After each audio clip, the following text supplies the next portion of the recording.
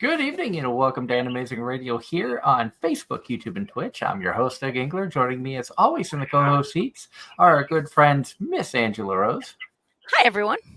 And Mr. Darren Starling. Who dat? He did. Hail, hail, the gang's all here. I have returned from my train of last week just to be gone again next week.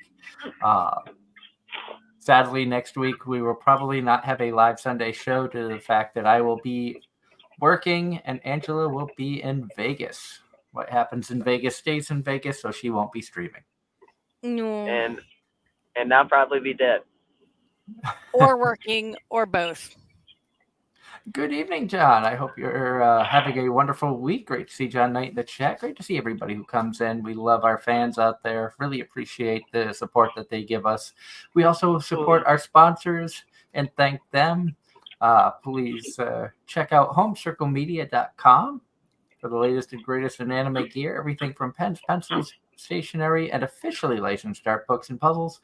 Be sure to check out homecirclemedia.com today or look for them at an upcoming convention near you. I know they will be at Colossal Con East in a couple of weeks. So definitely, if you're going to be in the Pocono Mountains for that, stop by, say hi to Gavin. We're also brought to you by Triple S Lawn Care for great work at a great price. Be sure to reach out to Triple S Lawn Care. Darren will be happy to give you a quote on the work and always does high quality work. And to answer John's question in the chat, no, I only gamble with money I can afford to walk away without. It's my entertainment money. My entertainment money goes to food and fuel right now. I have to say, my money is going to well, you know how many trucks I have in my driveway, right, Doug? Yep. I have one. You have one that works. Yeah. Heater core, head gasket, brake, and rotors. The wonders of being a business owner. Yep. But hey. And not only that, the wonders of owning stuff that is not new by any chance. Are they worth fixing? Let's see. 91, still reliable. 2003 is the only one that's in the driveway. 2006, very reliable once done right. 2016, very reliable. Yeah, they're worth fixing.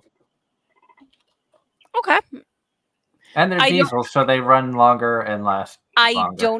I freely admit, I know absolutely nothing about trucks at all. I'm a city girl. I drive my tiny little car. Look, we had our reunion last night, which I was late to because work. I thought this was the reunion. I'm back. My high school. Unless you went to my high school secretly. I haven't even had a high school reunion for the high school I went to, and I graduated in 96. We're coming up to 30 years, and we haven't had a high school reunion yet, to my knowledge. You only graduated 4 years before me? 1996. Yeah, I was class of 00. And I'm class of 14. We had our 10-year last night. It was at. I'm glad they managed to actually put one together, but they picked the smallest bar in Raleigh. Also, I was sticker shocked when parking for that area, you had to pay to park, and guess how much parking was? $20. Yes. $20 for how long? $20 for how long? The event was 3 hours. That's nothing. Well, it's really, nothing for Boston. Well, yes. I have to say, that's highway robbery. Because look, even whenever they hold events at the convention center, I'm used to $10 parking.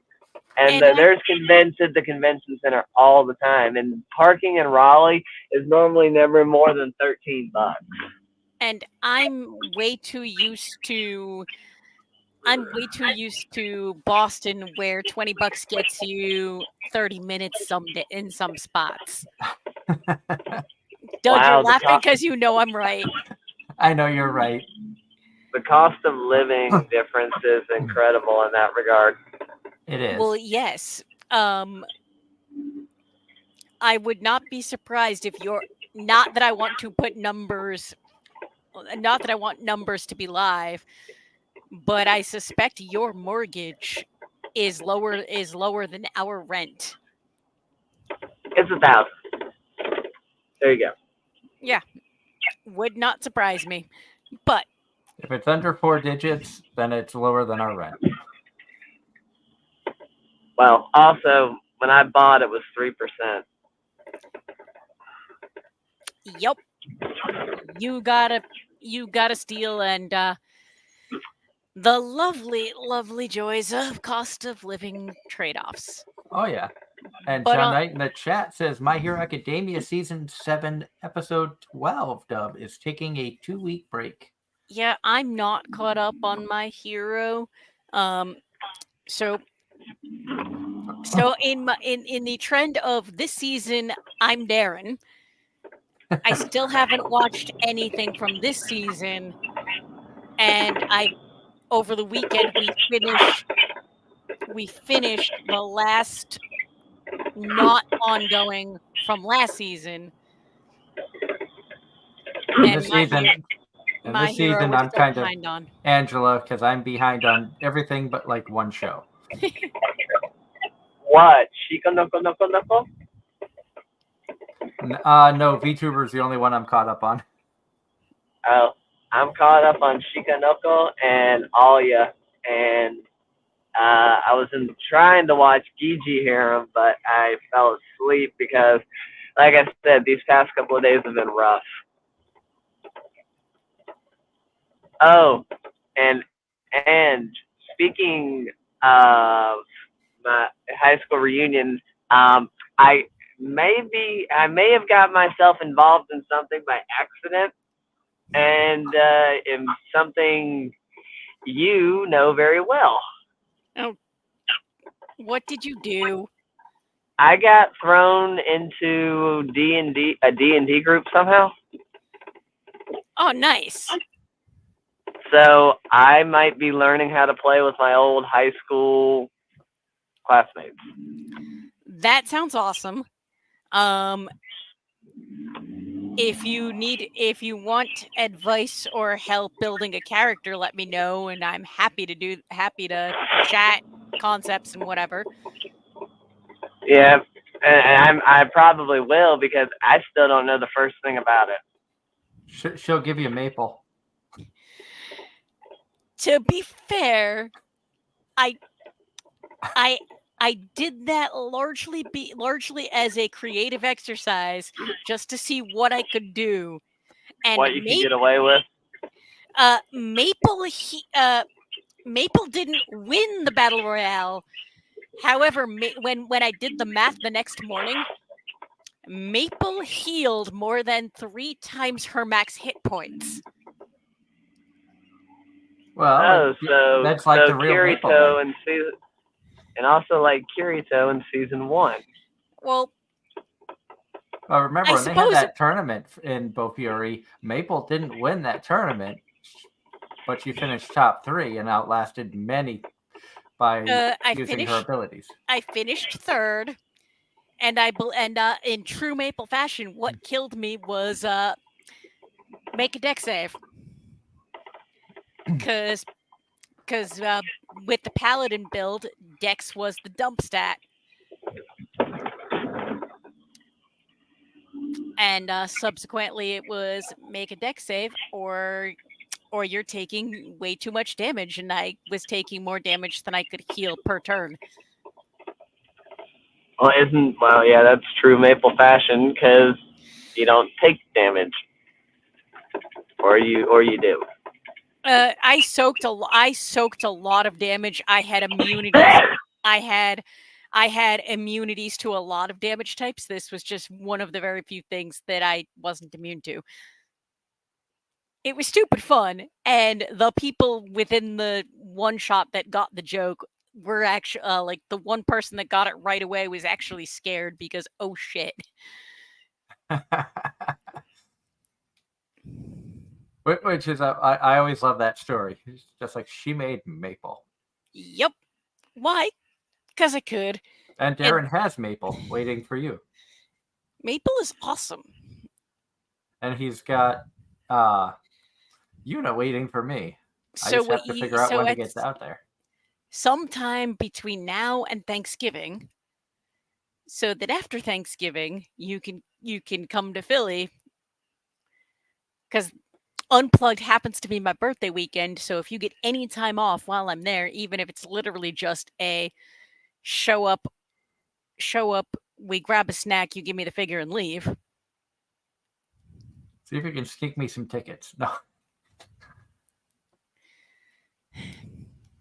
I'm not going to have you get tickets or anything like that. Actually, if you'd be willing to volunteer for like one of the vendors, a lot of the vendors will give you a badge if you're willing to work a booth for so many hours.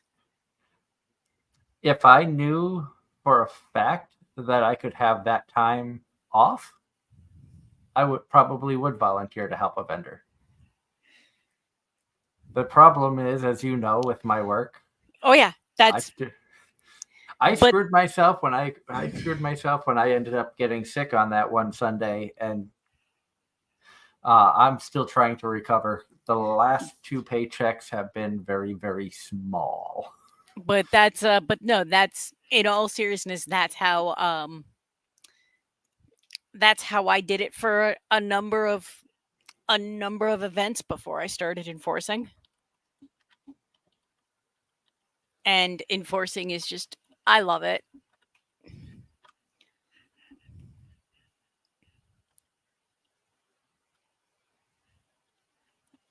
But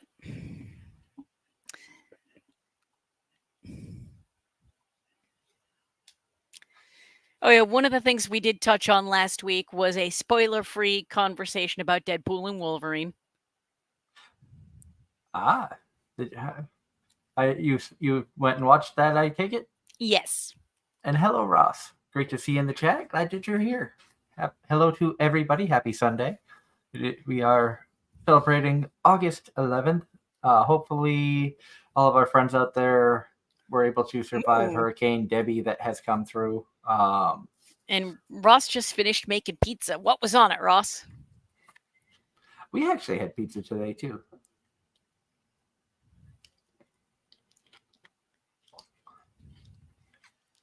And John Knight in the chat says, today is Alexis Tipton's birthday. The voice of Chiryu's Tsugami in Sergeant Frog, Melania in Fairy Tale, and Outer Mocha in Akashia in Rosario Vampire, and Choo Choo in Show by Rock. Very nice, very nice. Happy birthday, Alexis. Happy birthday to Alexis. I'm trying to think. I don't think we've had her on the show, but I did get to meet her at Kineticon one year and get her autograph. So I'm going to throw this out there. Since Ross brought up pizza, I'm going to ask the polarizing question. Pineapple on pizza, yay or nay? I say yay. And I've had pizzas where the pineapple on the pizza was a perfect fit, and I've had pizza where it was like, nah, that was just kind of disgusting. But I will say that I did enjoy the Domino's Hawaiian pizza, which is pineapple, ham, and green and red peppers. So that I thought was pretty good. Oh no. John Knight says that he lost power twice during the remnants of Hurricane Debbie. Power is back on now. Sorry that you lost power. And hopefully it stays back on. Glad you're doing all right. Yes, definitely. Talked to our friend Gavin Goska from Home Circle Media. He experienced some power outages as well after the remnants of Hurricane Debbie swept through. So he is working on getting a lot of stuff. Gavin, however, is planning on joining us in a couple of weeks, so it's looking like August 25th. We should have Gavin coming on to join us as he prepares for Colossal Con East. Always a good time. Gavin's good people. And he's going to have new inventory in that he's going to be excited to share with everybody. So definitely you don't want to miss that one. Check out everything that Gavin's going to have. Darren said he's going to be in and out for a little bit. He is with a client right now. So Darren will probably be joining us again here after he's done with the client that he's working with. If all goes according to plan, which who knows? Which it's a live podcast. Anybody that knows Anime-Zing Radio knows anything can happen. And even on this format, we're not free of technical glitches, so I've heard. Nope. Oh no. And Ross in the chat says today is the anniversary of losing Robin Williams. On that note, I was reading an article recently that they're trying to get a statue of Robin Williams in Boston Common at the iconic bench from that scene in Good Will Hunting. I heard about that. Whether or not it actually passes remains to be seen because the city's kind of weird like that. But if it does happen, that would be amazing. Because Robin Williams is mwah. And today was also the last day for the 2024 Olympics. In fact, I think they've already had the closing ceremonies. I think you are correct. So Team USA ended up with the highest medal count. I'm on the a site talking about it right now. Team USA got 40 gold, 44 silver, and 42 bronze for a total of 126 medals. And China got the same number of golds we did, but fewer overall. And they finished with 91 total medals, and Japan ended up with 45 medals, but they had 20 gold. Ross, what D23 news are you talking about? Because the answer is maybe.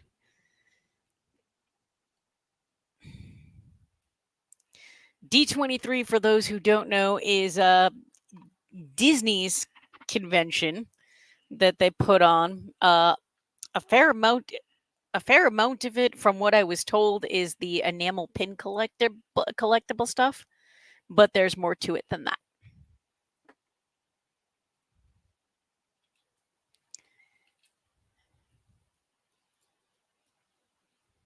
All Disney movies news. I haven't, but also I've been busy the past few days dealing with car stuff.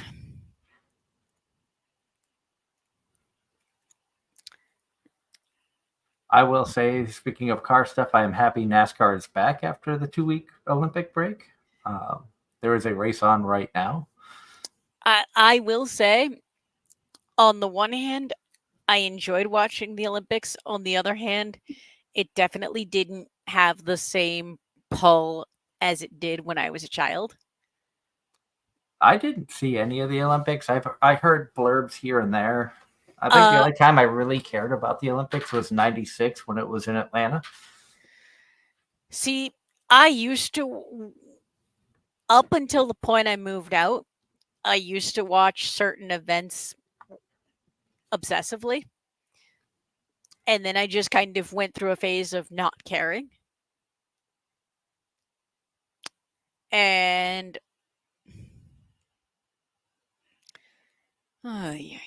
I don't. Ross, I haven't seen a Toy Story after 2. I didn't know they were still going with Toy Story. In all honesty, I knew 4 was released because coworkers of mine were talked about it at great length, and I'm just like, but why? And the answer is money, because Disney. Mm-hmm. But no, I ended up watching different ended up watching some different events, like the lesser known ones. Like I watched a little bit of archery, highlights from gymnastics, and then I watched a good amount of sport climb. Do they have axe throwing in the Olympics? No. But that would be cool. I've also heard people ask about auto racing, why that's not the Olympics. They do have breakdancing this year, though. What? Breaking was the new event for this Olympics. I'll just shake my head. And going back to anime, John Knight says, it's wrong to try to pick up girls in a dungeon. Season 5 is scheduled for October 4th. The worst part of that is I haven't finished 4. That was gonna be my comment. Was I think that's one you enjoyed.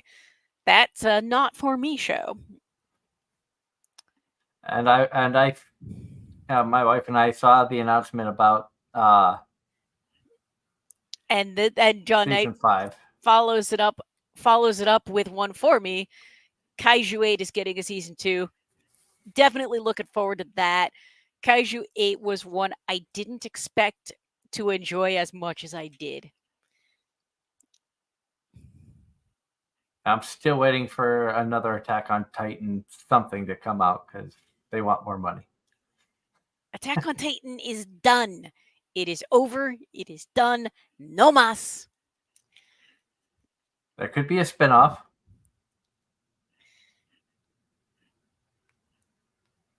You never know.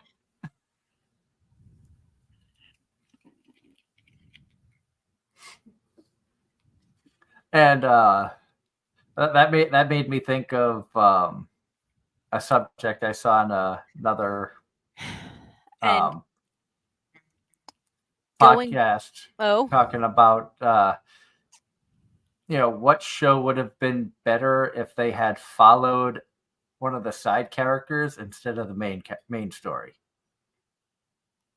And amongst the subjects amongst the shows that came up, we talked about that a couple weeks ago. Oh, we did that too. We did, because I remember saying Attack on Titan from somebody else's point of view. Ross going back to Disney, Ross says Incredibles 3 is in the works. Okay. And yeah, I watched the first episode of Attack on Titan and said that was not for me. Whereas I binged the first, I think, 2 seasons. So we binged the first 2 seasons and caught up to watch season 3 as it was airing.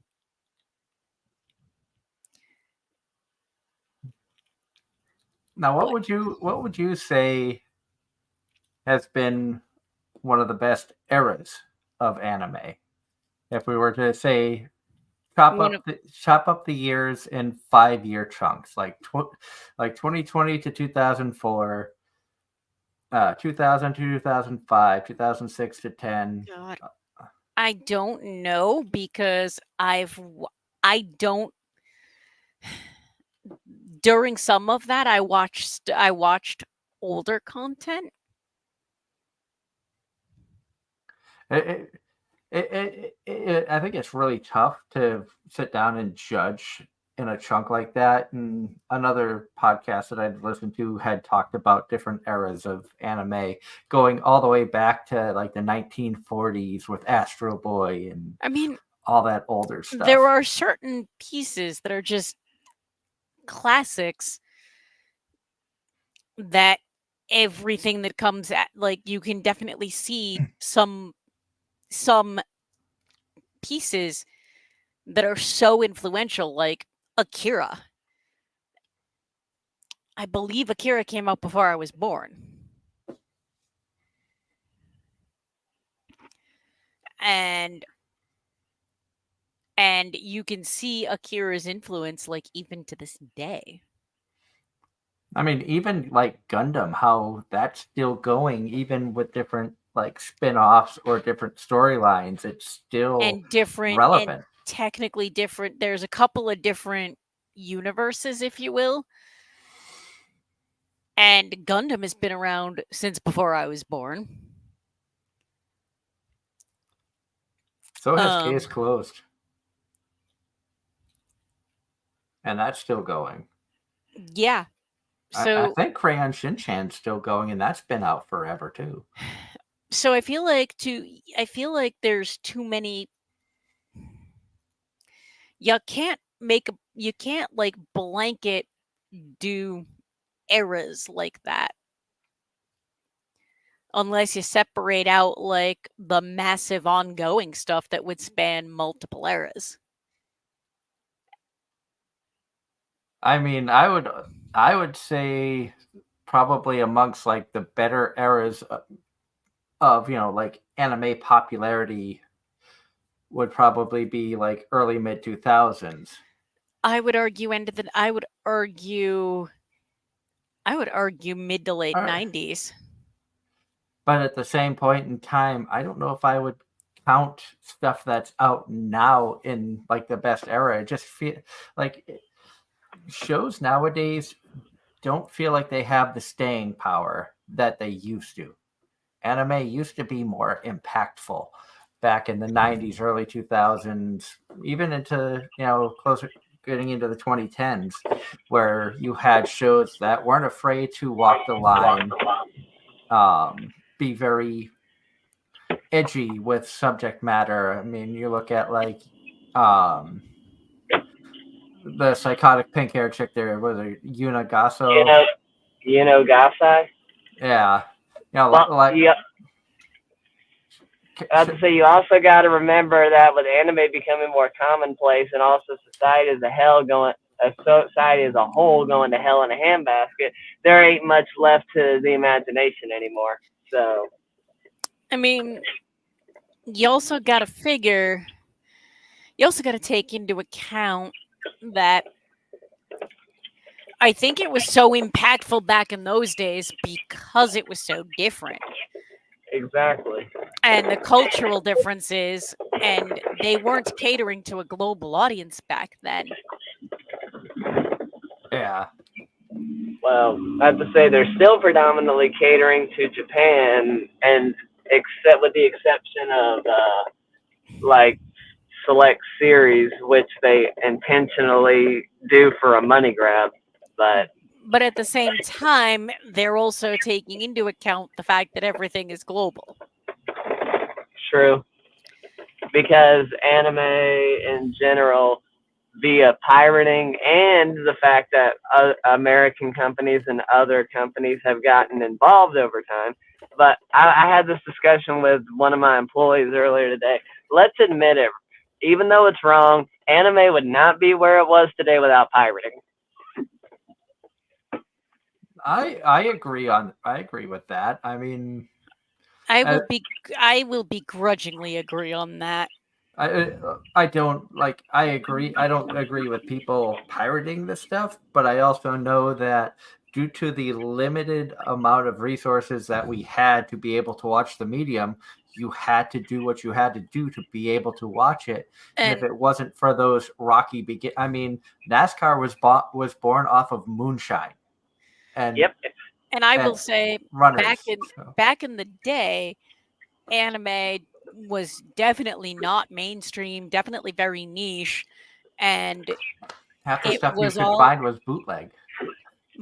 Or you had to, or you either worked at a video store or knew someone that did, and they would special order it. Like Angela. No, knowing not somebody me. who did. My best friend from high school did. And she special ordered all the shit that she liked because she worked at Suncoast. And then when she got relocated from one store to another, all the anime people basically followed her to the new store because they knew she would special order their stuff. And they would spend and those people were the people that where all their disposable income went to anime content. And I'm sure, looking back, I mean, even thinking back to 10 years ago when we started AZR and stuff, I don't think any of us thought anime would grow to be as large and as mainstream as it is now. I can agree to that. I mean, that was the hope and dream, but now it's almost gotten to a point where the uniqueness of it being unique is no longer there. So 2015 or 16 is when I started working on a college campus. I was so shocked by the amount of people I met who watched anime, and they were just as shocked as one of the college kids put it when I commented on their My Hero merch. Wait, an adult likes anime? What? They were dumbfounded. I still get, like, even today, and I'm everybody knows I'm not, by no stretch of the imagination, an SAO fan, but this was a shirt that I had gotten out of one of those like mystery boxes at mail order things. Yeah. There's like an Akibento or something like that where you get random stuff. I love the material of the shirt, which is why I wear it. It's light, it's very breathable. And I support Jeremy Lee, the English voice actor of Asuna, but I don't care for the show. But I had somebody today while I was out DoorDash, and that was like, dude, I love your shirt. Oh, thank you. People sometimes get a little thrown off because I'll even wear the hat. Yeah, no, I had one of my at one point working in the mailroom. I had one of my Ruby shirts on because we all know that's one of my favorites. You don't like Ruby.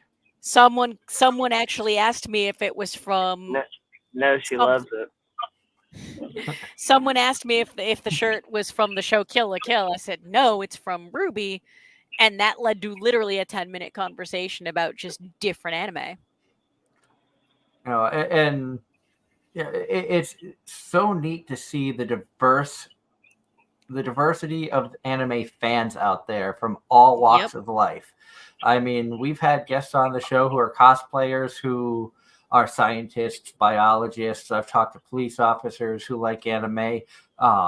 There's many professional athletes in like top rank of sports that are anime fans. I forget who was doing a video on anime-inspired stuff throughout the Olympics besides the guy that carried around the Yu-Gi-Oh cards during the tryouts.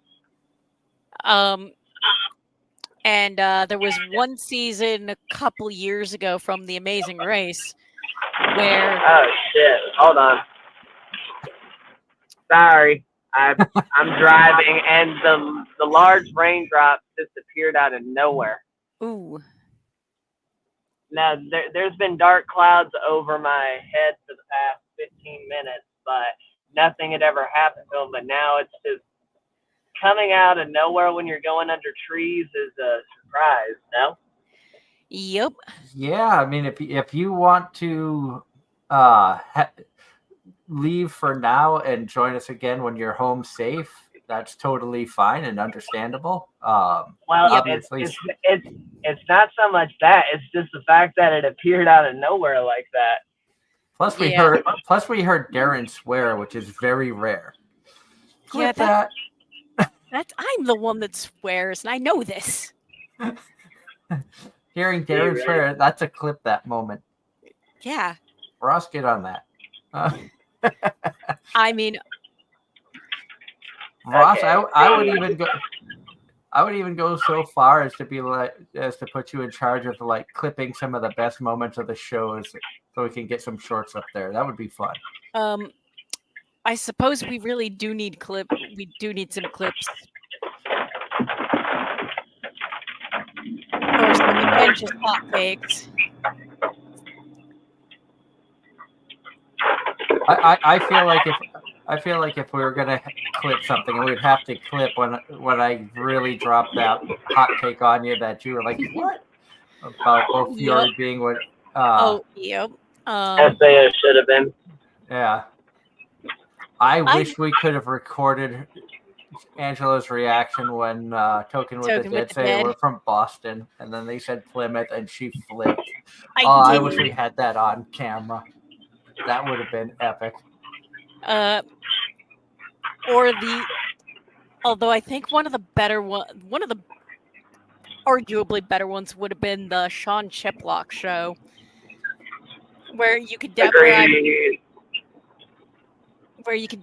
tell when my brain kicked back in as I was reading the chat. All right, people, let's learn how to drive here. Or another really good one was when Darren was talking in his sleep. Yep. And now Darren sounds like me. Ross in the chat. Learn how to drive?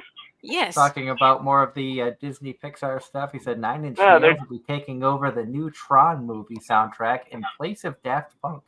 I don't know how I feel about that. I know how I feel about someone doing 35 and a 45.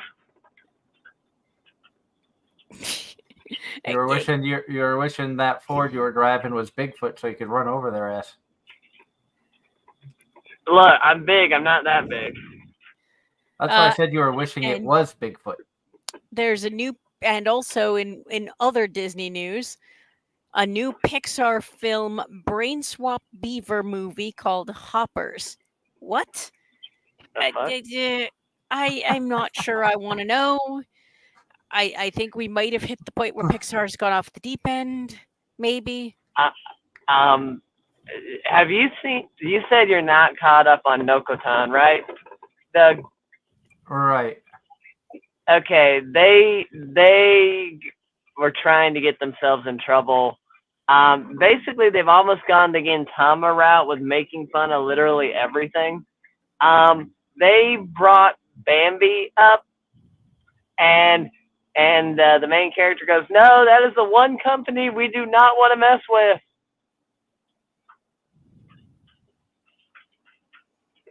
Yeah, I'm a few hilarious. episodes behind on that one. I'm behind on No Longer Allowed in Another World. I am caught up on Ramen Nakaneko, though. So I'm caught up on 2 of the shows. I'm also behind on 2.5 Dimensional Seduction. Same here. Oh, Failure Frame is the one I'm caught up on, and that actually dropped a thing in the most recent episode that surprised me. And normally shows like that don't surprise me. But he actually managed to pull something off that surprised me. But I should have known given his character. I'm also 1 episode behind on Wisteria Wand and Sword. That has been somewhat entertaining. The new episode dropped today, so I have that to watch at some point. And Angela still has to sit down. That was another one I had pulled up on my thing today, but like I said, I fell asleep. I fell asleep earlier, so I don't fall asleep now. Valid. And yeah, Get Ross, on your side of the road. I kid you not. This sounds like me cursing. I don't know how. I don't. You're not telling me on this movie. This movie interests me not at all. It's a movie about a girl who tries to save the beavers by putting her brain into the robot beaver body. What?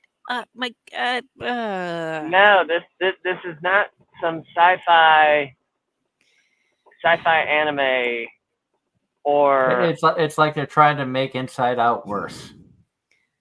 However, that being said,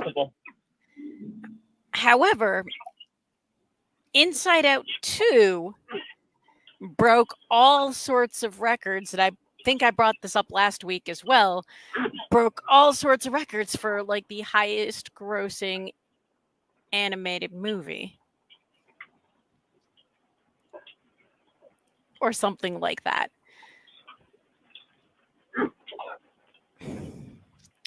That's interesting. They were talking about this at great length over the course of like 2 weeks on a podcast that I listened to.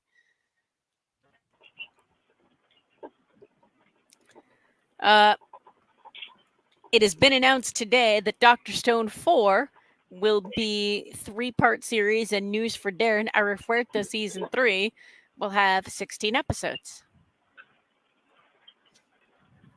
Man, they're getting a little crazy with the weird episode drop. I mean, used to it was 12, 24, 23, or 11. Or 13, 13 and 26 were also somewhat common. Still, but 16, that's new. That's weird.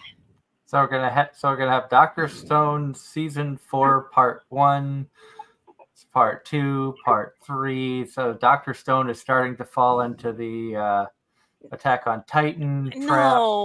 No. You know, it's kind of sad. I started Dr. Stone. I did seasons 1 and 2, and I fell off on season 3, and it was a series I actually enjoyed. And why does my neighborhood have so much water?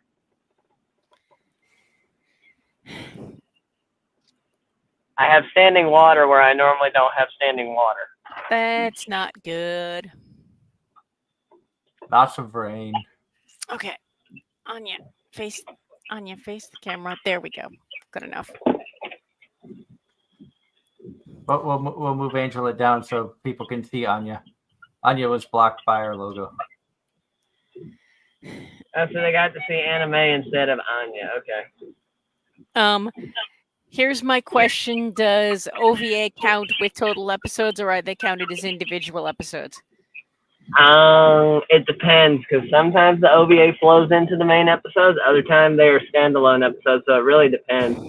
Yeah. I think I talked about this, but Seitokai Yakawindamo and To Love Ru were two of the most notorious shows for having a whole bunch of OVA episodes that somewhat tied into the story.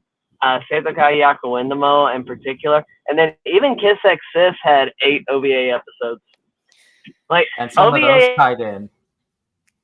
And we could argue that the final season parts 2 and 3, there were parts of the final season of Attack on Titan that could arguably be considered OVAs. And the last like episode of Cat Planet Cuties was an OVA. Had nothing to do with the story. And John Knight says, I finally finished The Daily Life of the Immortal King, and it was a good show. And I don't know why the Cat Planet Cuties thing popped into my head, but I haven't seen that show in years. Random brain being random, like we Pretty do. much. And I get and random brain really kicks into effect when I'm like on this coming week, I'm going to be on a train that travels from Allentown to the Harrisburg area. And it usually is a 10 to 12 hour day where I spend some of the time working in rail yards. And there's a lot of times where I'm just on the train going, and my brain has a lot of time to just think of random crap. And some of it is show stuff. Some of it is like, oh, different topics we could talk about, different things. And even when we plan an off topic, we don't stay on off topic. Yeah, exactly. Yeah, Ross says it's because I love Eris. Eris was a cute character. John Knight says Alexis Tipton is in Cat Planet Cuties. And welcome back, Derek. Mm-hmm. You're welcome. Wait, why am I thanking you? I don't know. I said welcome back, and you're like, you're welcome. What? I'm business as usual. This is what happens when the gang's back together. Yep. Let's get chaotic. You're like the hoe and poker rap. Stand here and just stare at Freeran. The gangs are all here. The question is, when will Angela start the series? She's staring into your soul. Meh. What soul? Well, you should have heard the stuff he was saying about you when you weren't here. Me? You weren't really saying anything. I don't. We try to find different ways to ruffle her feathers because sometimes it's fun when we can catch her off guard. I've gotten her under her skin a couple of times. Yeah. Have I ever really gotten under her skin? No. Caught me off guard once or twice. Gotten under my skin. I'm gonna say no.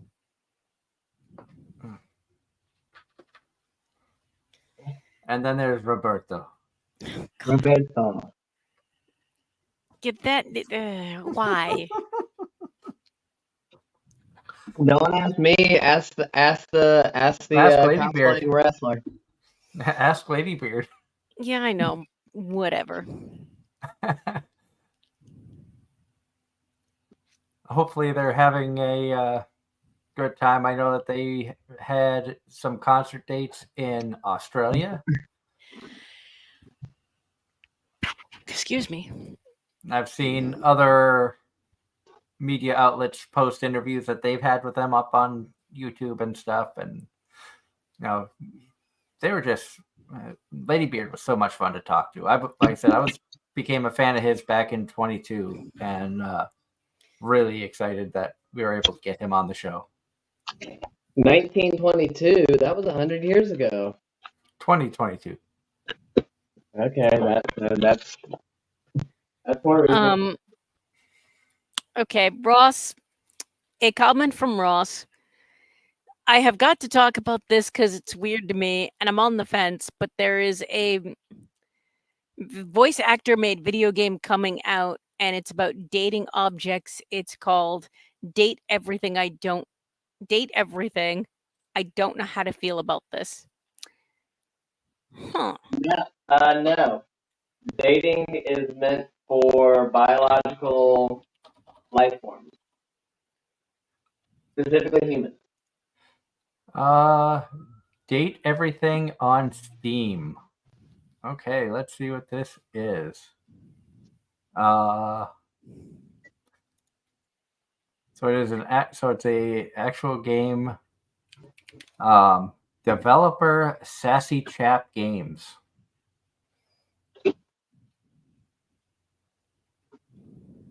It says Date Everything brings an exciting new twist on the dating simulator genre. Your BFA in customer service unfortunately goes to waste as you lose your job to AI, but a mysterious stranger sends a gift. Magical glasses called Date Viators, which makes your house come alive and dateable. Each dateable object will open up, have their own stories, and potentially become your lovers, friends, or enemies. With an exhaustive who's who of voice actors keeping you company on your journey. What? That is putting that Disney movie we were just talking about to shame. I'm actually more curious about the cast than I am about the game itself. And this is all per the Steam site for this show. And I will open up a new window so people can understand. Okay, you know what? Let's check the Reddit announcement. Everything's better on Reddit. That it's just a trailer, no comments.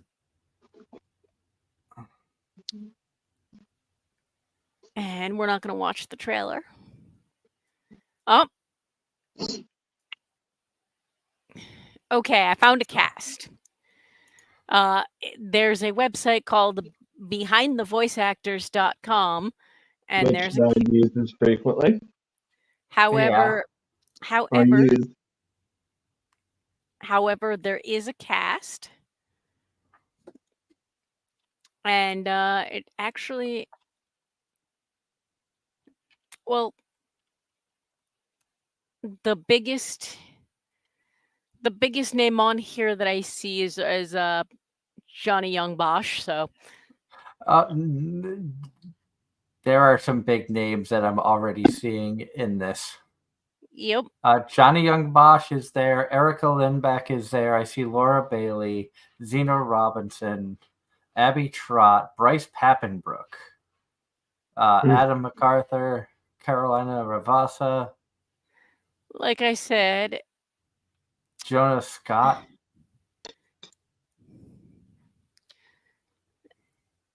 I don't know. Jonah Scott's from Kaiju number 8, which I know you've seen. Ali. Kaiju 8. What in the heck? Okay. So he was in Kaiju 8. This is something different.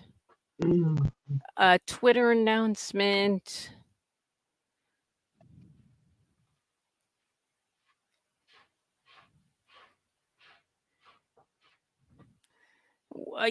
I'm right there with you, Ross. I don't know.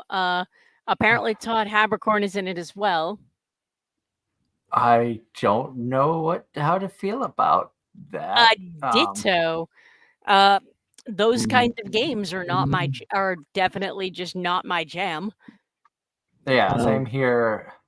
I'm more curious, Ross. How did you find out about this? Yeah, seriously. Where did you? Ross. Yes, but where did you see this? What voice actor posted about it that led you to rabbit hole? That's very possible.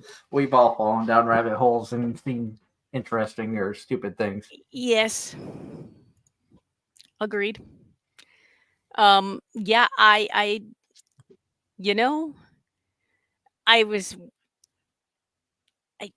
I don't know how I feel about this one. I want to just blanket say that's a really dumb idea, a dumb premise, but burn it with fire? The cast is so stacked that it can't be that terrible, right? And we are in a day and age where people are making like bank off of stupidity. Well, not just that, but like waifus out of everything. I mean, you've seen the people who have drawn like the waifus of Earth or other planets, or even railroads have had waifus drawn of them and stuff. So inanimate objects turning into that. He answered our question. It was Johnny Young Bosch post coming randomly across his Twitter feed, and then found it coming soon on the Switch, which he has. It's going to be on the Switch as well, not just Steam, but on Switch. My God. You know what we might have to do? We might have to stream this when it comes out. Sounds like a fun time.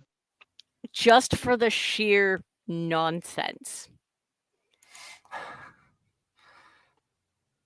I don't know if I want to. That's the thing. I don't necessarily want to, but ditto. I'll tell you what. If the makers of this give us a free copy to air on, like if they give us a free trial, I will play it on stream so we can see what the game's about and give an honest review. We're not going to go into it being like this is stupid, and we're going to say it's going to be stupid because I went into vending machine expecting it to be stupid, and it was actually pretty good. So. About to say, how many anime have we gone into thinking it was going to be stupid, and then we got surprised? We all have at least one of those in the past 2 years. And we all have had at least one show that we thought was going to be really good, and we're like, man, we wasted time. Yep. Time, energy, effort. Conception. You had to say it. I have to say, I didn't say it on purpose. Same. You had to say it. School Days. Hey, School Days wasn't terrible, though. Until the last 2 episodes. Yeah, the last 2 episodes are what kills it. Okay.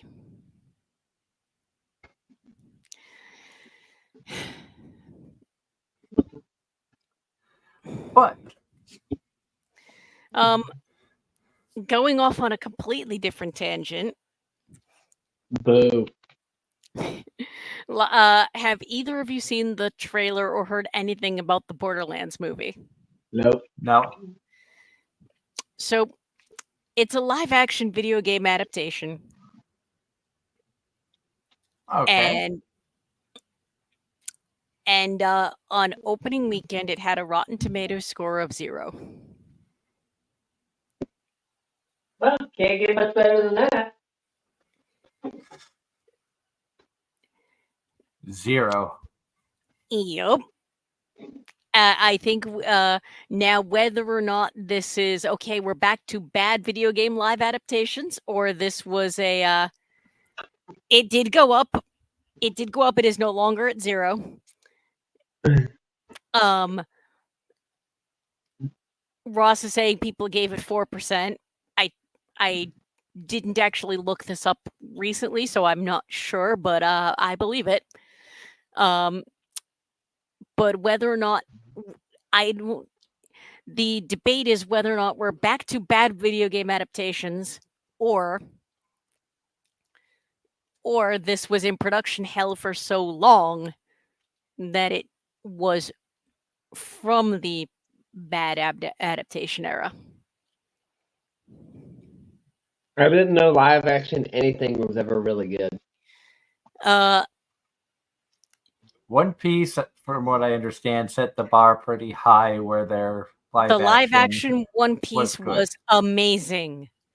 I will recommend that to almost everyone. The live action adaptation for The Last of Us was another one that was fantastic. From what I heard, Fallout was also pretty good.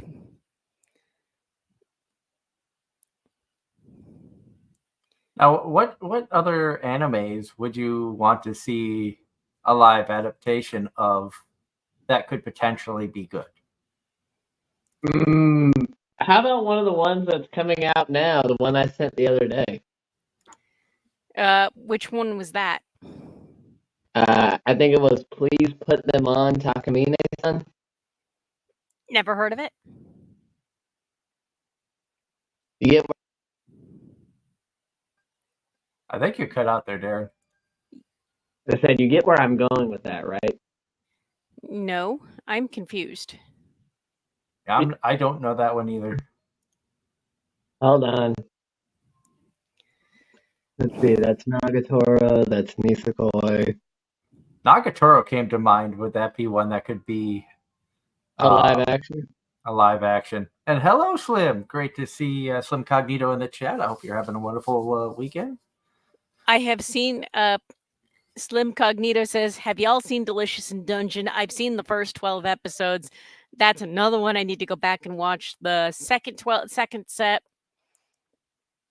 aka season 2 or core 2, whatever you want to call it. And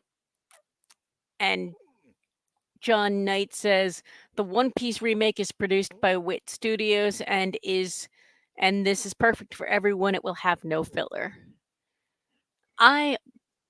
Like I said, I really, really, really enjoyed the live action One Piece, and I feel like that's a perfect way to get someone to take in One Piece.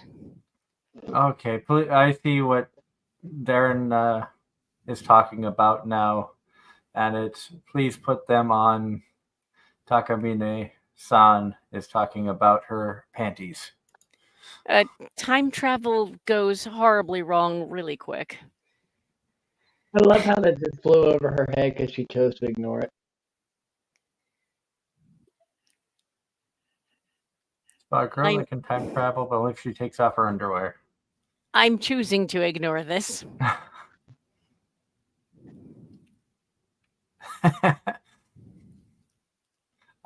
I don't know if that would be a good live action, Darren. Hey, as I was saying, live actions in general aren't good, so that'd be like saying let's have interspecies reviewers live. I would argue there's no, some influence. To be fair, interspecies reviewers already exist. It's called Pornhub.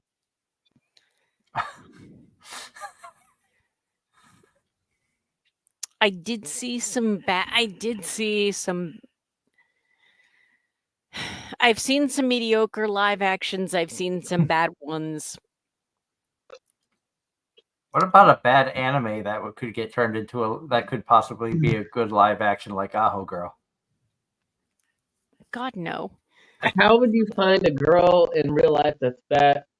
You know what? Never mind. She would have to be a really good actress to be able to pull off that level of stupidity. And if you can find an actress that can successfully pull off that level of stupidity, she deserves awards. About to say it wasn't Yoshiko that scared me. It was her mom. Her mom was definitely over the top. And now who's going to play the dog? Actually, I will say this. On that note, there were definitely some, like, you cannot compare the content per se, but two of the side characters from Bridgerton were that stupid, and the actresses were so spot on. It was amazing.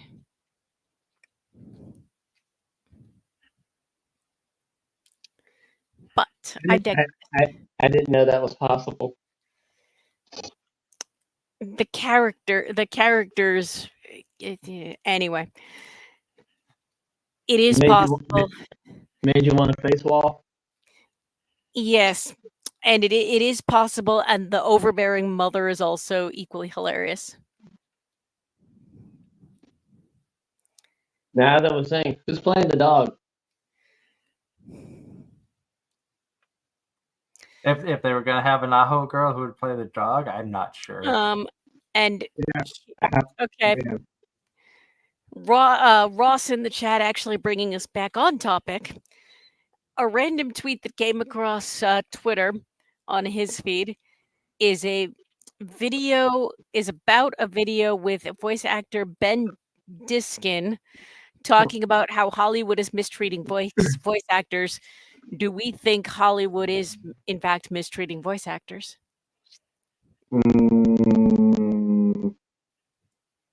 I don't know. I mean, there's. I don't watch enough Hollywood to care. Sorry.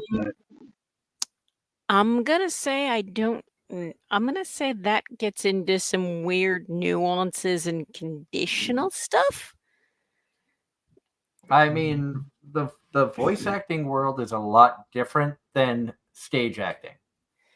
And when I say stage acting, that can be broken down into theater, it can be broken down to TV, it can be broken down to movies.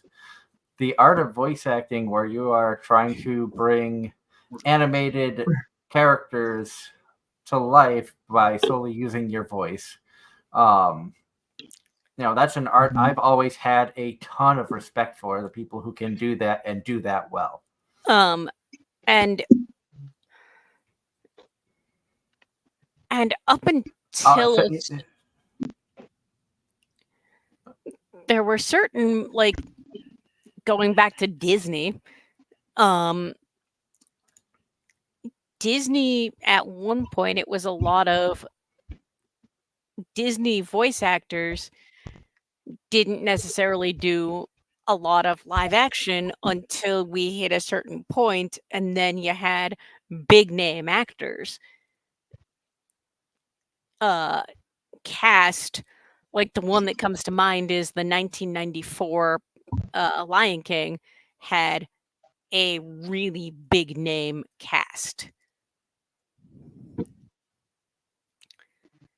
I mean, you could even argue like Moana had a good cast. Like, I thought the cast from Moana was really good. Even having The Rock, in there. I thought The Rock did a great job. I mean, but I think it boils down to I think really there's not a simple yes or no answer to this. Because as we've seen with anime and video games, voice actors do comparatively get some level of the short end of the stick. Because they don't have the opportunity to get royalties or anything like that. And that's one of the big things that you don't hear a lot about. And a lot of people I talk to, when I explain to them why you see voice actors at conventions charging for autographs, and I explain to them they only get paid for their time in the booth. If you go in and you record for 2 hours and that game blows up and makes millions upon millions, you're only seeing the money that you earned in the booth. You don't see any royalties because they don't have to put that in your contract. And Slim Cognito brings up a good point.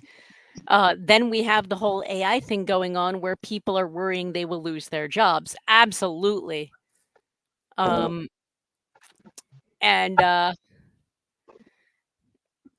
which I don't know if I'm the only one, but I am so sick of AI being everywhere. I mean, it was a cool concept, but at the same point in time, I feel like that's what's just going to destroy a lot of industries and a lot of the stuff. arts, period. Like the arts collectively.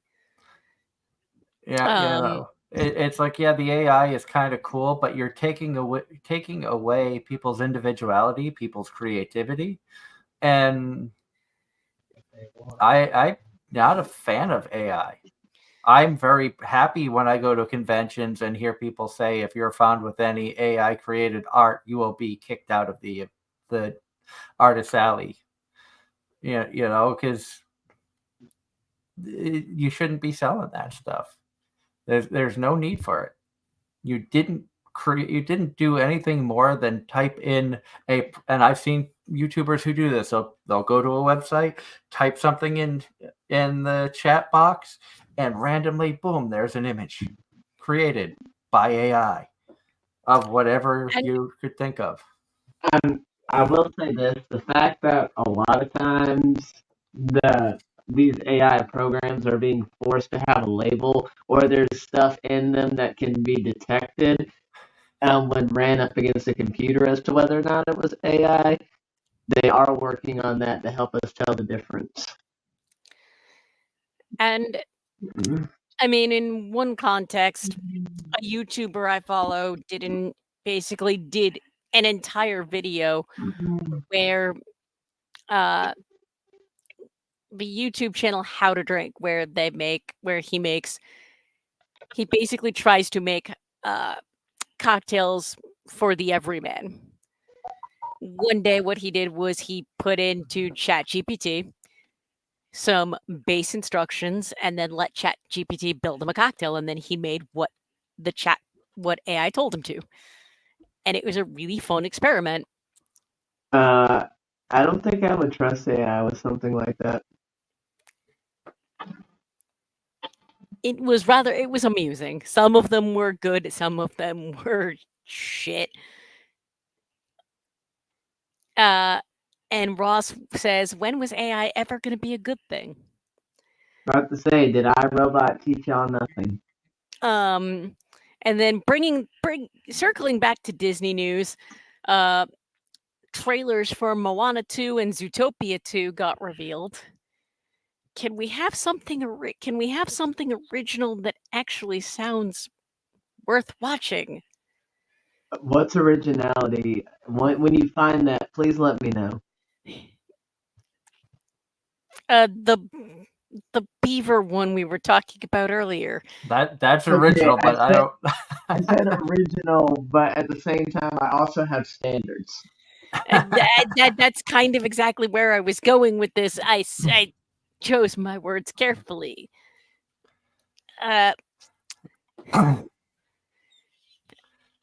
And Slim Cognito points out, so one useful thing about AI, Val Kilmer was able to get his voice back because of it.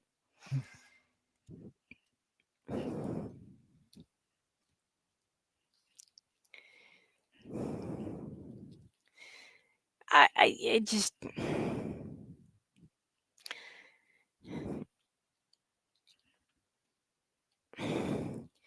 And this is actually something, given what I do, given my line of work, I'm seeing more and more the ethics of AI coming into play because I work in a science-based field. Yeah. And they're talking about what is and isn't allowed for AI at conferences. And Slim, the example you are citing actually sounds super duper impressive. And there's a one example of how AI can be actually useful. be a good thing. And I think this gets into a lot of the science and technology in and of itself is neither good nor bad. It all depends on how it's utilized. Exactly. And in cases like that, like Slim is bringing up, there's a good use of it. However, the majority of uses we've seen are sketchy at best.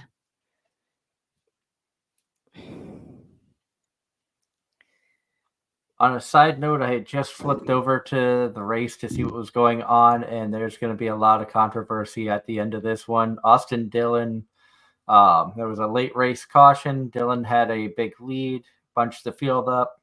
Dillon got passed on the restart, and then in turn wrecked the 22 and the 11 on the final lap to win the race. Put both of them in the outside wall. So I think there's going to be a lot of controversy. You may be hearing about this in the news. I don't know if a fight or something is going to break out afterwards, but I can guarantee there's going to be two highly pissed off drivers. So it's going to be the early 90s all over again, because didn't Dale Earnhardt used to do that shit? Yeah. Logano got by Austin Dillon on the outside. Going into turn 3, Dillon just drove into the back of the 22 and turned him. And then he had to check up while the 22 spun. That allowed Denny Hamlin to get by him on the inside, where he just kind of turned to the left and turned Hamlin right into the outside wall. I'm not the biggest Hamlin supporter, but I can understand if Hamlin is going to be pissed. Exciting finish at Richmond, but there's going to be some unhappy drivers.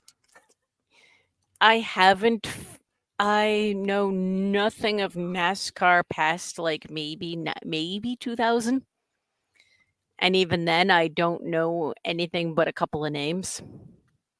But I'm interested to hear the talk on NASCAR radio tomorrow morning. I'll leave it at that. That's going to be definitely interesting. Slim Cognito says that they don't think AI could ever take their job. It can potentially take mine, if you think about it, but not to the degree I do. You know that they're already putting automation on mowers, right? Yeah, I thought you were talking about Bojangles. Well, that too, but no, they're putting automated systems on mowers to basically be tracked via GPS. You literally mow your area with it one time, and it will basically record you mowing it, and then it'll mow it, and then it's got little sensors to detect obstacles. Yeah, But yes, Bojangles too. You know that McDonald's tried the whole AI menu board at the drive-through, and many of them are being taken out because it was a big flop.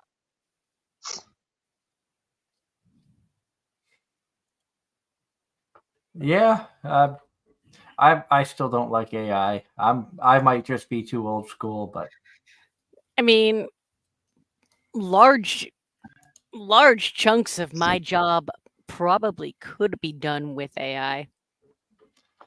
I would be afraid to see what AI would do with like my job. There's already been talk about bringing it down to a one person crew to run trains, which in retrospect, it could save companies money and stuff like that. But at the same point in time, when you talk about a railroad that focuses on safety, how can only having one person on a 10, 12,000 ton train be safe if something happens to the engineer? There's nobody there that can help. And it could be hours before anybody knows that something is wrong. That's why it's important to have two people there. Excuse me. Bless you. But that's a whole side thing I for feel another. I feel like we could probably do an entire show rambling about AI. We want to talk about anime, not AI. Well, yes. Well, give it time, and we'll be seeing anime AI. AI creating the anime. Look, and Or an anime about AI. I think they already have that. There are multiple animes about AI. Beatless was probably one of the more in-depth ones, because you have 4 life forms that were created by a supercomputer, and then it involved the other supercomputers of the world, and it was an interesting concept. I mean, there's an anime about AI that's out right now called My Wife Has No Emotion, which I was watching. And Ross says, Doug, old school is best school. I am inclined to agree. And Ross is apologizing for being smart, but arguing that it's open chat night, and he's not wrong. He's not. I didn't fault him for anything. Nope. And Ross, we love you. We love all the listeners. About what I got that I could fault Ross for is the premise of that Pixar movie that I didn't need to know existed. But But now Angela's only going to be thinking about beavers and brains for that. No, I'm going to go back to being blissfully ignorant. And it's true what they say, ignorance is bliss. Yeah. Sometimes the less you know, the better off you are. Maybe that's why I like isekai, because it's just the same premise over and over and over again. That way I'm not expanding my knowledge into something else. That might be why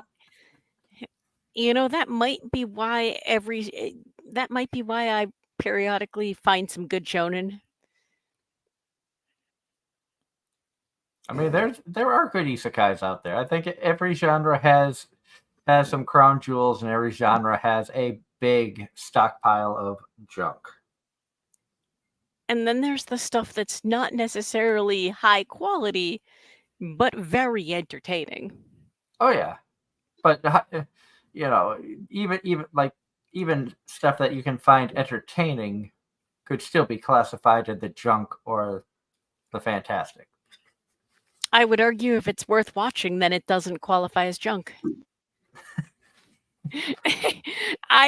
Again, Aho Girl. It was entertaining. I watched that because Darren made me. I didn't watch it because I gave a shit. But you said it was better than you thought. Yeah, that's not setting a very high bar. I thought it was going to be trash. I know, but the point that it was above trash, it says something. And Ross says if it makes me feel better blaming him, he blames Pixar for making this weird idea. You know what? I will agree with that. I will agree with that as well. Why? Not to say blame the originator, not the. Don't shoot the messenger. No, but as far as the answer to but why Pixar, the answer is money. But they can have flops. Why invest money into something that's stupid? Do you think people are going to come out and watch just because of how stupid it sounds? Probably. Yes. Yes, I do. There are limits. I have a little bit more faith in humanity than that. I probably shouldn't, though. And Ross says he knows something worse than Aho Girl. It's Aiken. Aiken, Aiken. look, Aiken was just wrong. Like, here, plain and simple, it was wrong. The manga I heard was wholesome. The anime for Aiken was plain wrong. You want Plain to? wrong. Speaking of manga, you want a good manga to read? If you haven't already, check out Akane Banashi. Okay. It is actually. Oh, hold on.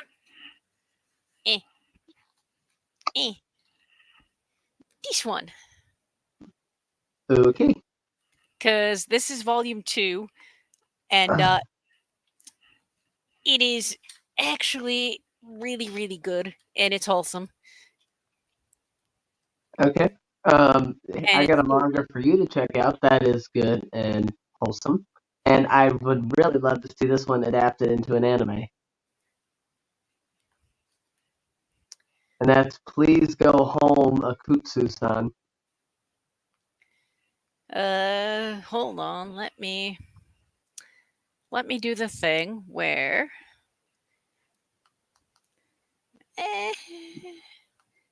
It's been a very fun manga. I think I got like 30 or 40 chapters in. No. I'm hoping and praying it gets an adaptation. Come on. What did you say the title was? Please what? Please Go Home, Akutsu-san.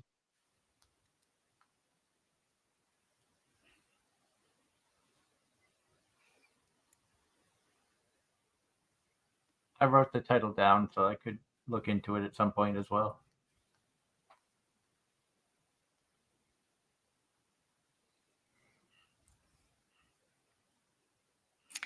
It's very wholesome.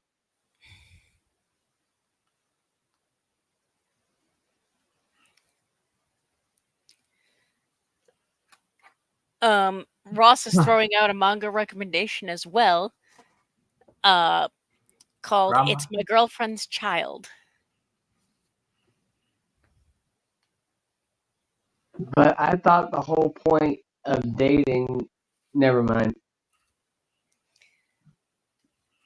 Well, sometimes when you start dating, you find a pre-started family.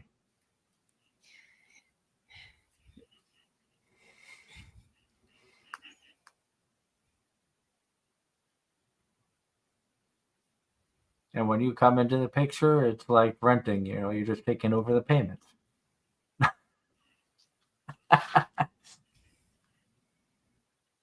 I can't take credit for that one. I heard a comedian say that before. So don't get mad at me for that one. Nope, this is me throwing in the towel. I'd wave the white flag, except I don't got one. But getting back on the idea of animes and stuff, something that just came to mind when we were talking a little bit earlier about, a good era for anime, but what animes recently do you think would have the staying power of some of the old classics that we think of? Like Inuyasha may not have been a good anime. Like looking back, it might not be like a top-notch anime, but for a lot of us, it was a gateway show thanks to Adult Swim. Trigun is still mentioned as a show people remember. So you're saying what recent anime could become? Yeah. And let's put it to within the last 5 years. What shows do you think could, like 10, 20 years from now, still be as memorable as and still like talked about as some of the older shows? Interspecies reviewers. I've got a quasi-serious answer. And I would say Cyberpunk 2077. Or Edge Runners. 2077 is the video game. I would argue Cyberpunk because because it hits that niche, it may very well still be influential going forward. That being said, I haven't heard a ton of people talk about Cyberpunk. Again, it was like one of those things where it was a major hype when it came out, and then after that, it just kind of faded into the wind. Except in certain circles, it didn't. And because the video game DLC dropped, as well as new content for the role-playing game, it still gets brought up in those contexts. Okay. And also, it also, I would argue, serves as a benchmark for that type of content, because we could see that more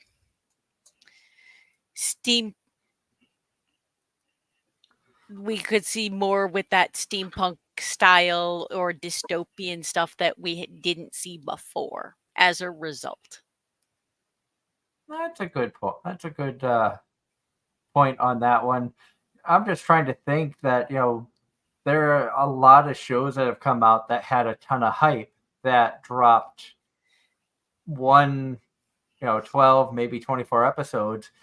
And after those episodes were done, nobody's talking about them anymore. And you almost never hear about Chainsaw Man. You almost never hear about, some of like even the free run talk died down until the possibility of a season 2 may arise.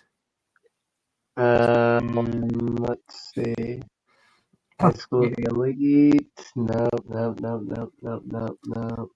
I'm going back over stuff from past seasons, trying to see if I see anything that's considerably still talked about. I mean, Demon Slayer is still ongoing, but is that even that feels like it doesn't feel like it has the same hype.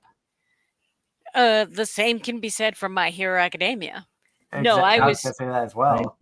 Even Attack on Titan, I think because of how long that series was drawn out, a lot of people who were there at the hype train, as it continued on, the interest started waning, and then the ending to some people the ending was trash. I will 100%. I need to do that at some point, but I agree with you, Ross. Realist Hero. He says, I don't think Doug's favorite Realist Hero might age well. It's very I mean, that's not even a show that's widely talked about. I absolutely loved it and wish more people would watch it, but at the same point in time, that's a show that kind of went under the radar in many circumstances. And there's a lot that I have watched recently that went way under the radar.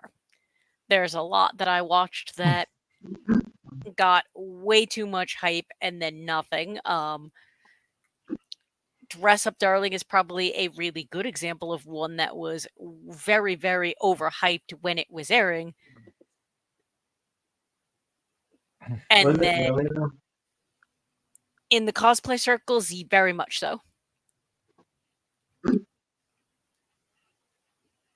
Because Dress Up Darling was a really good show, but now it's like there's nobody's really paying attention to it anymore, because we're also in a day and age where people they want to instantly consume it and forget it. And then reminisce about it when appropriate. Like when you find cosplayers, there's a subset of cosplayers who love to find the obscure characters from the obscure anime, and then when they find somebody else who actually knows what it's from, it's the best feeling in the world. Exactly.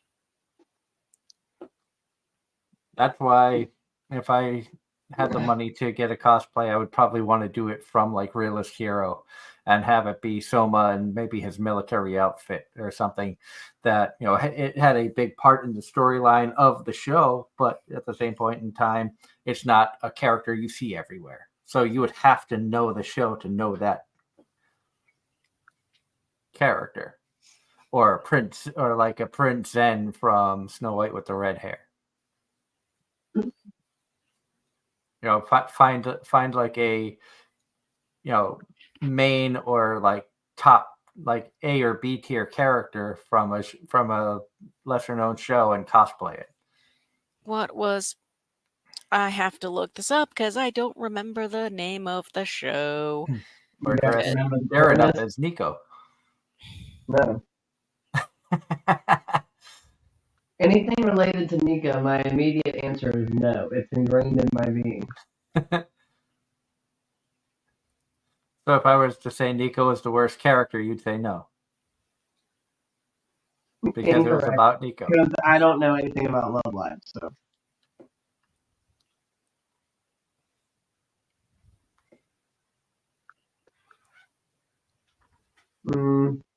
What about Jobless Reincarnation? I mean, even that First you one. don't hear First one. like they're making another season of Jobless, aren't they? Yes, they're continuing it. Like another one from actually the start of the year that I really enjoyed, that didn't get nearly as much. I'm surprised it didn't get more attention given the studio, was Metallic Rouge. Ooh. Oh. The Cells at Work was a one-season show that got a lot of hype, and then it had other stuff, but it wasn't necessarily new seasons. It was entire spin-offs. Yep.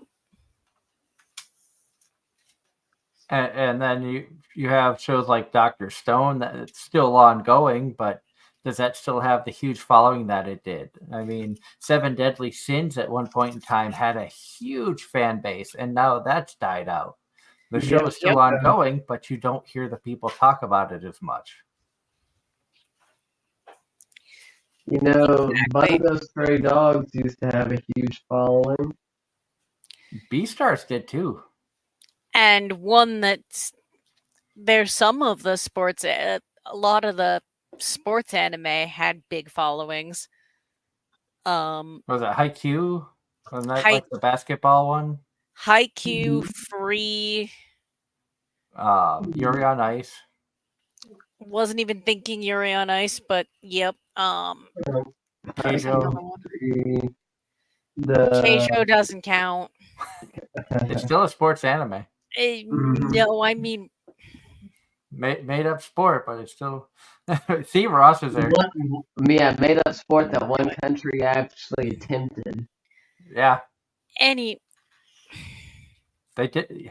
I think it was Poland that was attempting to try to figure out how to make it like an actual sport with people who wanted to compete.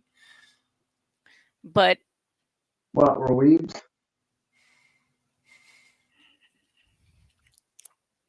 But there's not a lot that's been released recently that I would argue has any kind of staying power or influential or influence.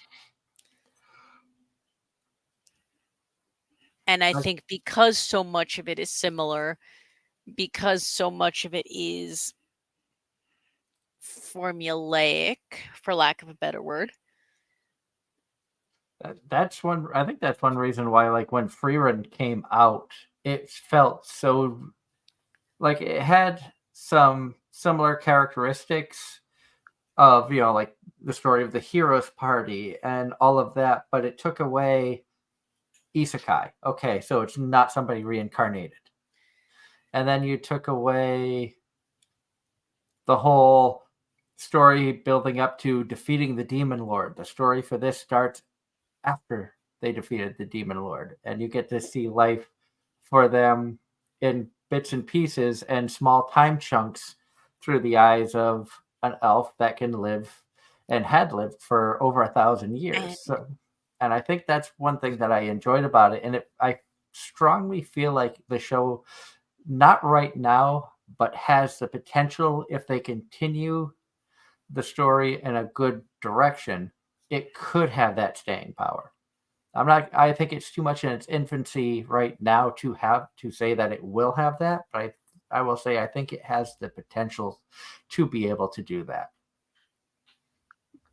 Or they could just, continue the storyline and suddenly it just flops, fizzles out, and everybody loses interest like they did on so many other shows in the past. And I think also there's just some of it is the fact that there's just so much being produced, so much readily available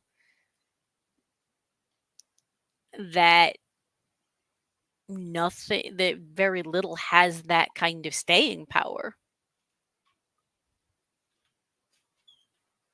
And are we in a day and age where the market is too oversaturated? Now, we've talked about, are there too many conventions? Is there just too much anime now? I would say yes. I mean, given that Netflix has their own original stuff, Hulu has some original stuff.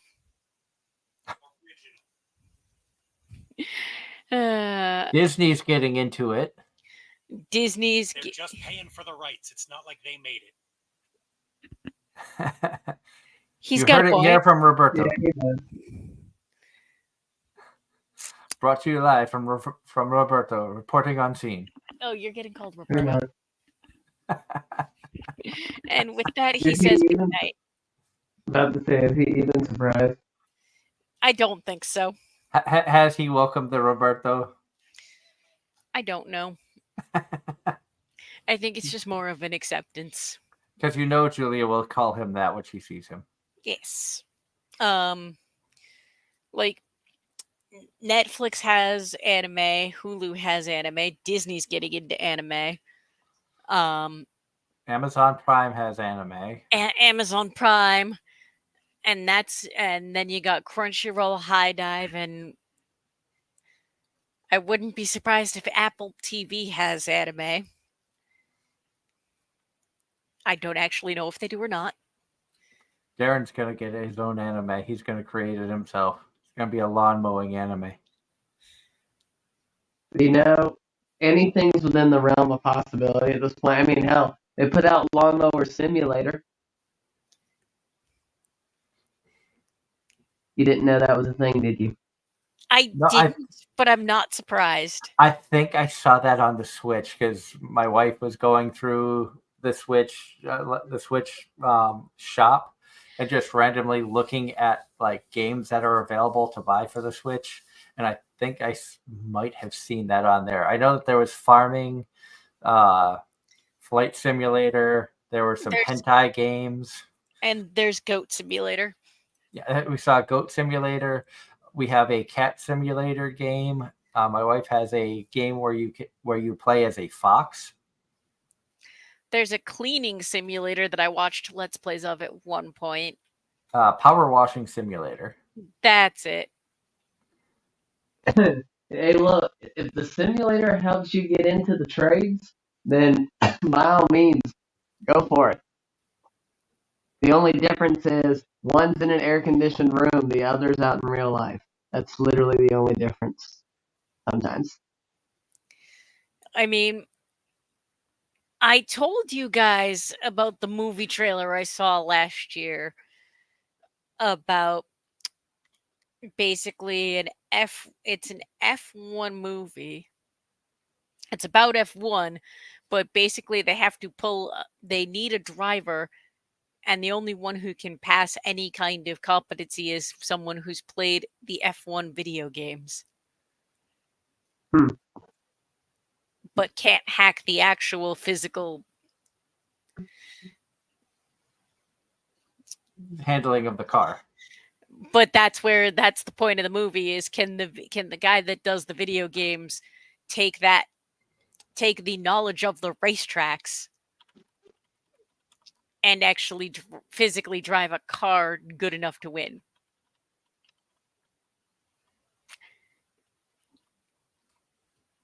On the one hand, it looked like a stupid movie. On the other hand, it hasn't come out yet, so who the hell knows? It has happened. For real, NASCAR driver William Byron. He is a Cup Series driver. He got his start racing, I think it was a thing called iRacing, against people like Dale Earnhardt Jr. and some other NASCAR drivers. And because how he could handle the stock cars on iRacing against these professional race car drivers, he gained the attention of Dale Earnhardt Jr., who then took this guy who was just enjoyed racing, simulating video games, and put him into like I almost want to say like racing training, like a B team kind of a thing, and helped him get his start through ranks to where he now drives the number 24 Hendrick stock car in the NASCAR Cup Series. And the 24 was made famous by Jeff Gordon. So he is a driver who is driving the same car that Gordon used to drive. And he got his start racing video games. Had no experience on an actual track until Earnhardt Jr. took an interest in him and gave him an opportunity. So it has happened. And I remember being told way back when, don't waste your time on video games. You'll get nowhere. Now people who spent their childhood, playing video games, some of them are making video games. One person has a NASCAR career because of video games. So, it's crazy to think that, video games at one point in time, that was just a entertainment. And for a lot of us, it's just entertainment, mindless fun, has led to careers for some people. Not for me, that's for sure. I ain't that smart.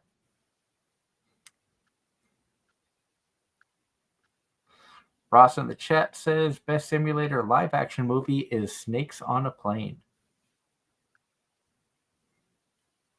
I don't know that one. Snakes on a Plane is a bad movie. Never heard of it. It's Samuel L. Jackson. It wasn't supposed to be called Snakes on a Plane. It was supposed to have a more intelligent sounding title, but Samuel L. Jackson basically was like, "No, man, the only way I'm doing this movie is if you actually keep," because that was the working title. He's like, "Nah, you got to keep the movie has to be called Snakes on a Plane, or I'm walking." And so we have Snakes on a Plane. It sounds like something that he would do.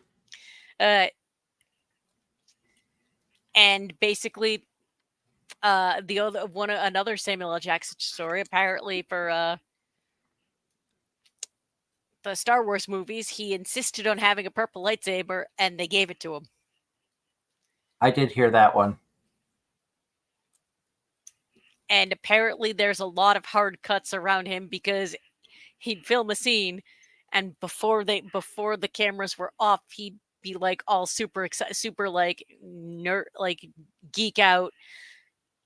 I'm a freaking Jedi, and they'd have to hard cut.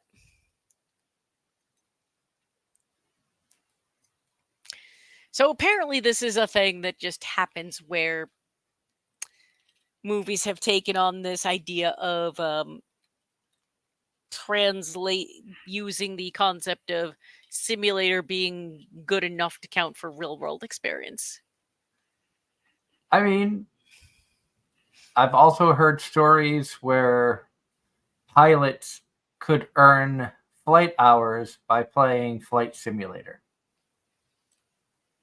I don't know how many flight hours it equated to, but I did hear, and this was years ago before, all the simulator things got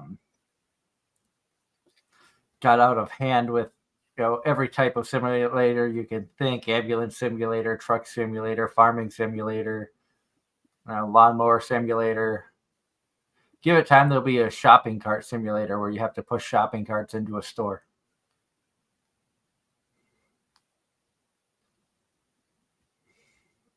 If there isn't already one. But, it's crazy, to think how far we've come. Just technology-wise. I mean, we used to watch anime where every frame was hand-drawn.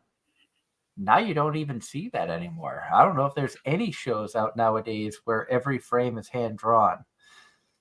I love how they still sell the frames at conventions. I do have one anime cell somewhere. It's of Sango from Inuyasha.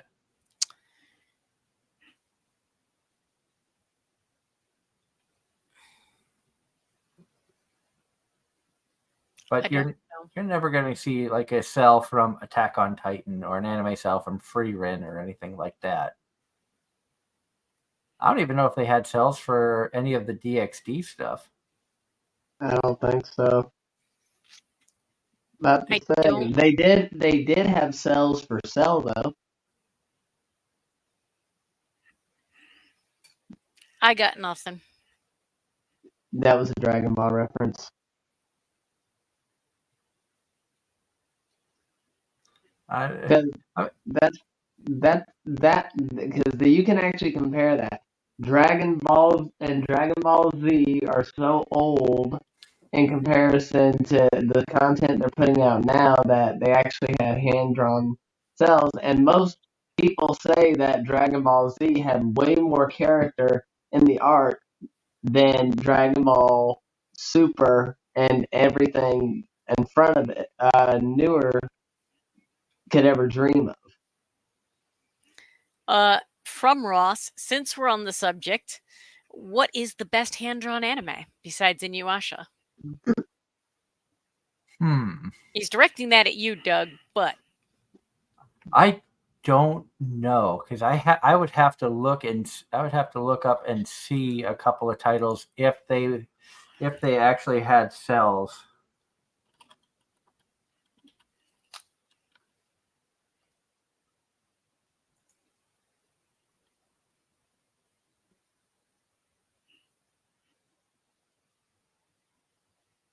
I would almost say, like, animation wise, something along the lines possibly of Trigun, because I did a search for anime cells, and there are legitimate Trigun anime cells for sale, and that was like the animation in that was actually really good for back in the day for what it was.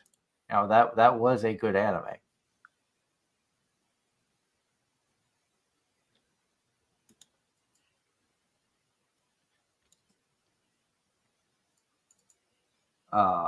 Trying to think of what else would have been around back then.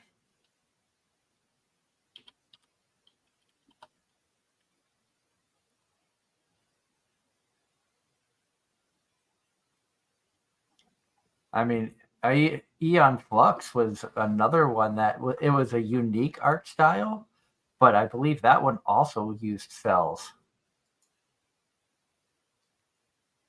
Different panels and stuff for that one. And a lot of people I don't think remember that one, but it became more well known because of MTV.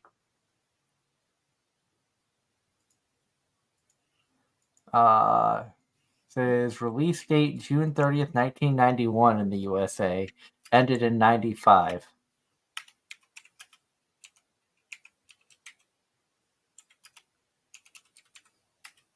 And I think that was considered a cartoon, although it might also be, like, I think we call that a cartoon here. Ross says Tenchi Muyo. That was, a lot of Tenchi Muyo was interesting too. I haven't seen a ton of it, but I have seen a few episodes. I don't know. The art stuff is actually not something I've ever actively followed. So that is a very thought-provoking question. Thank you, Ross.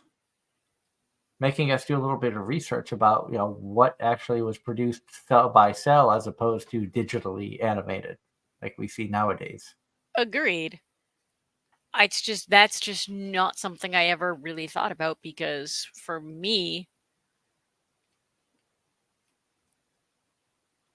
the art isn't necessarily something I focus on or pay as much attention to beyond, ooh, that's really pretty.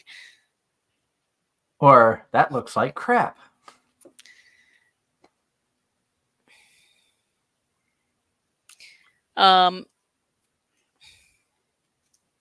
But no, as far as art styles go, I absolutely loved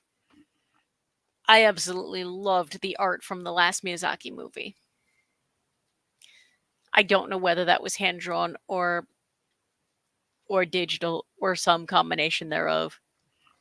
But I think a lot of it now might be a combination where like characters are hand drawn at first, then put into a computer to where they can be digitally copied and animated. But the most recent Miyazaki movie, gorgeous.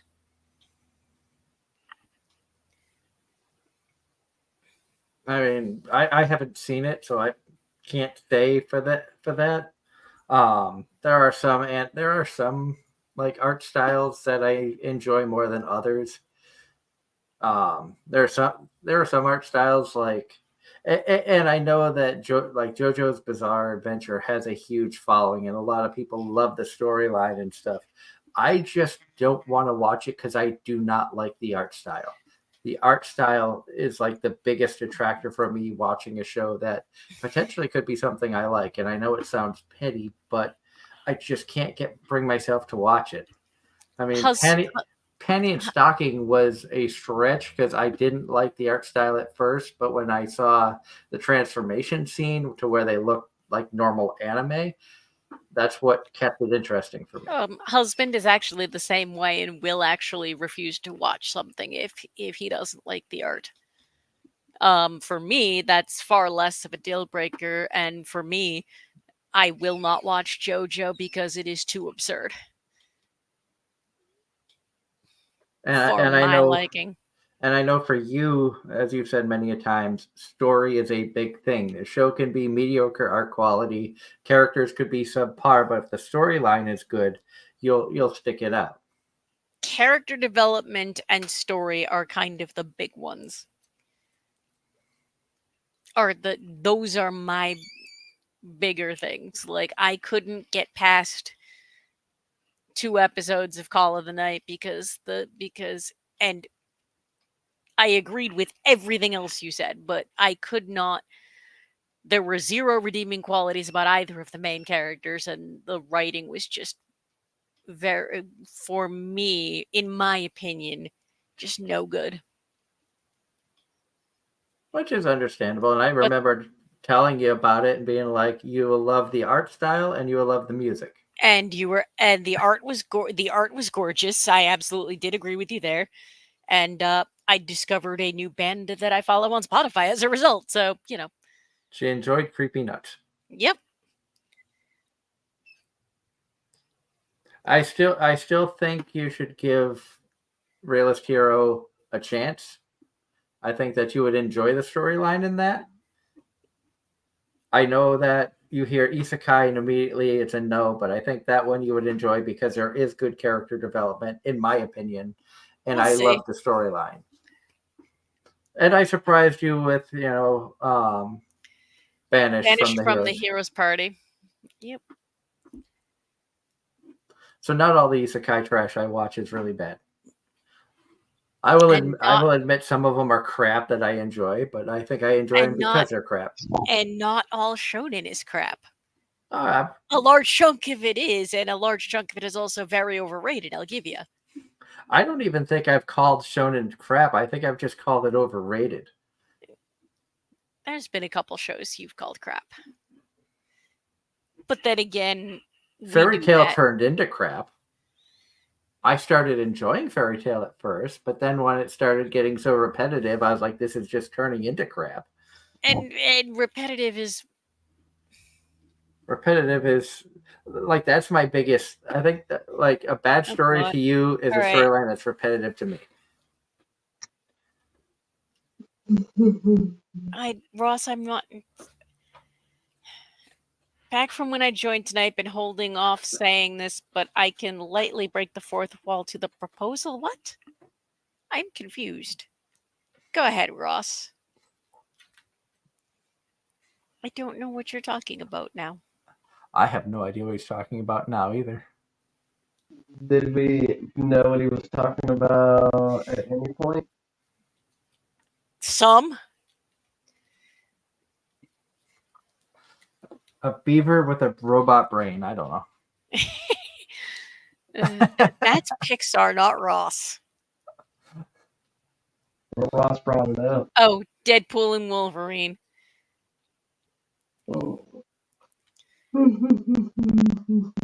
But we are just about out of time. These 2 hours just fly by.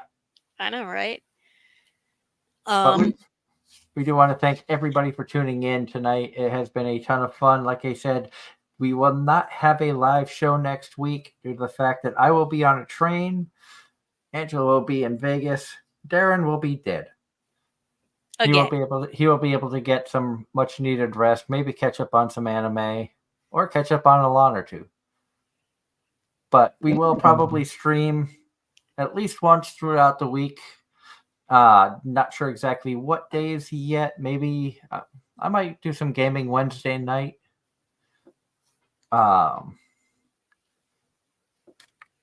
Maybe continue the Stardew Valley stream that I started last week.